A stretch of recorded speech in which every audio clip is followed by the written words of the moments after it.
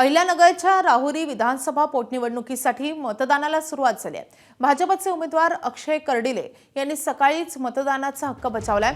अक्षय कर्डिले आणि शरद पवारांच्या राष्ट्रवादीचे उमेदवार गोविंद मोकाटे यांच्यात मुख्य लढत होती आहे, तर ठाकरेंच्या शिवसेनेचे बंडखोर अपक्ष उमेदवार रावसाहेब खेवरे, वंचित बहुजन आघाडीचे संतोष सोळके आणि इतर अपक्ष 3 उमेदवार निवडणुकीच्या रिंगणात आहेत। तर शरद पवारांच्या राष्ट्रवादीचे माजी मंत्री प्राजक्त तनपुरे यांनी शेवटपर्यंत आपली भूमिका स्पष्ट न केलेली आहे, त्यामुळे त्यांचे समर्थक नेमका आज कुणाला पाठिंबा देणार हे पाहणं अतिशय महत्त्वाचं असेल।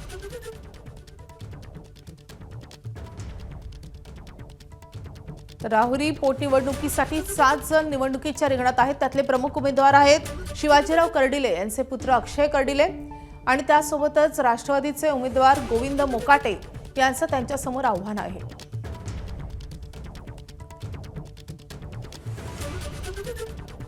आज हा परिवार माझ्यासोबत एक कुटुंबासारखा उभा आहे, म्हणून मला पूर्णपणे खात्री आहे, विश्वास आहे।